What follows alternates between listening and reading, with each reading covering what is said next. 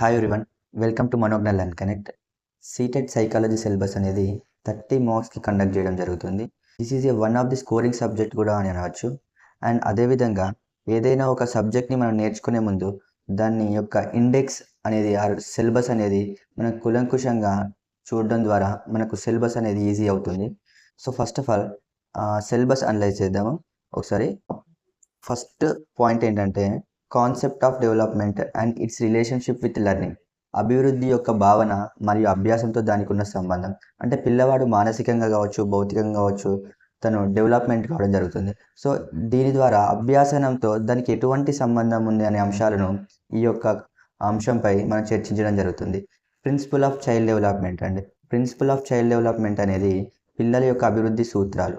పిల్లలు తన ఎదుగుదలలో ఎటువంటి సూత్రాలను పాటించడం జరుగుతుంది అనేది point. Next, influence of heredity and environment.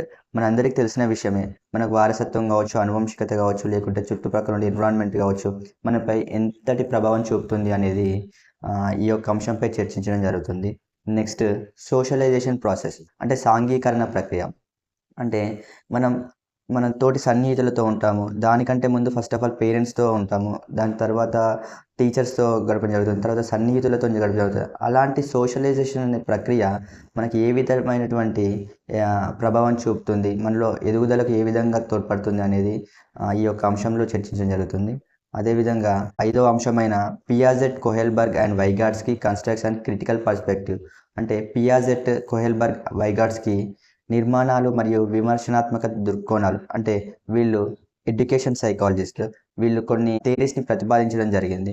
So వాళ్ళ యొక్క థియరీస్లో కొన్ని నిర్మాణాత్మకంగా ఉన్నాయి, కొన్ని విమర్శనాత్మకంగా ఉన్నాయి. ఆ యొక్క థియరీస్ని మనం నేర్చుకోవడం జరుగుతుంది.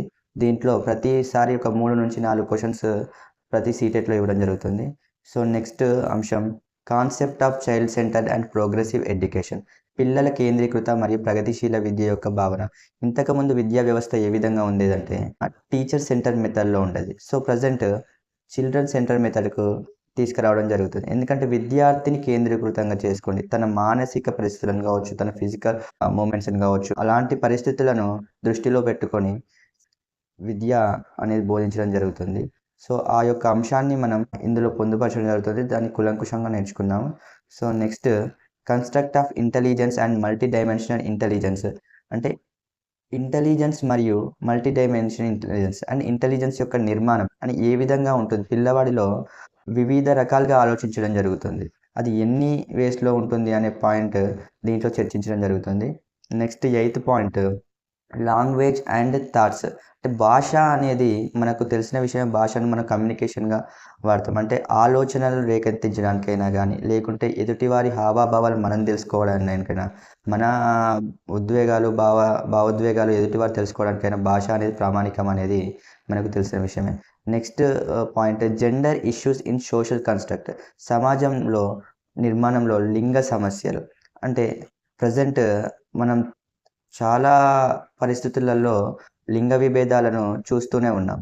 సో ఈ ఎడ్యుకేషన్ వ్యవస్థలో ఈ జెండర్ బయాస్ అనేది ఉండకూడదు అనే విషయంపై, ఏ విధమైనటువంటి సమస్యలు ఉన్నాయనే అంశంపై చర్చించడం జరుగుతుంది. అదేవిధంగా ఇండివిజువల్ డిఫరెన్స్ అమాంగ్ లెర్నర్స్. అభ్యాసకుల మధ్య వ్యక్తిగత వ్యత్యాసాలు.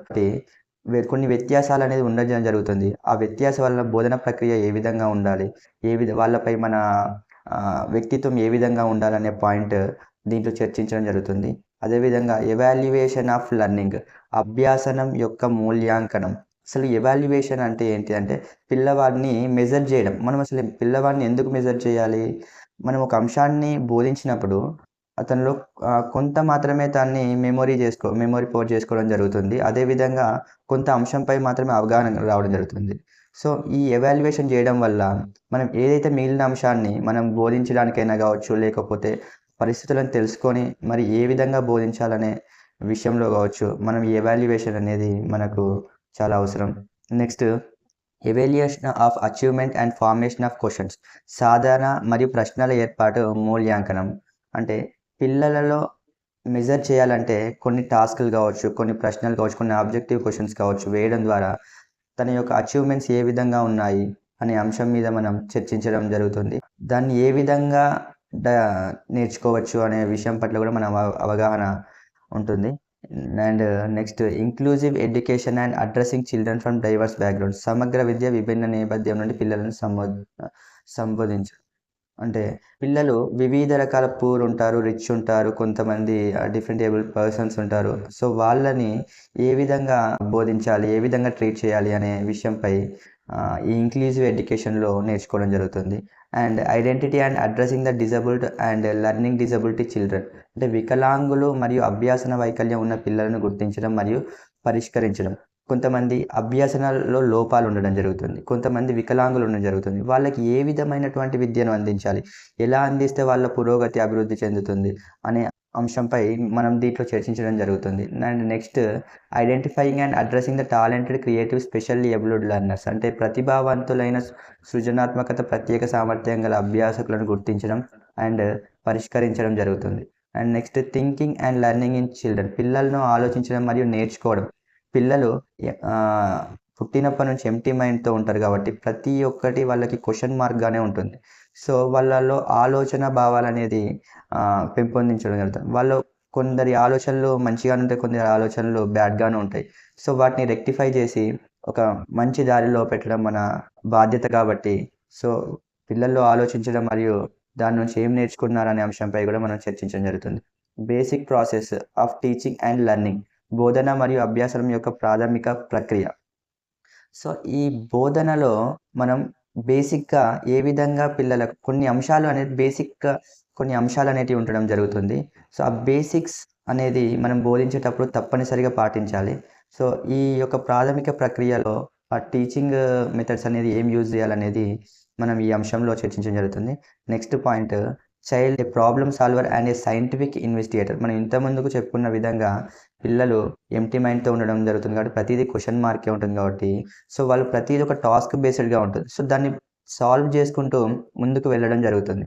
సో ప్రతి పిల్లవాడు కూడా ఒక శాస్త్రీయ పరిశోధకుడే అని ఈ యొక్క అంశంలో తెలపడం జరుగుతుంది. దీంట్లో కులంకుశంగా నేర్చుకుందాం. And next point alternative conception of learning in children. పిల్లల్లో అభ్యాసం యొక్క ప్రత్యామ్నాయ భావన.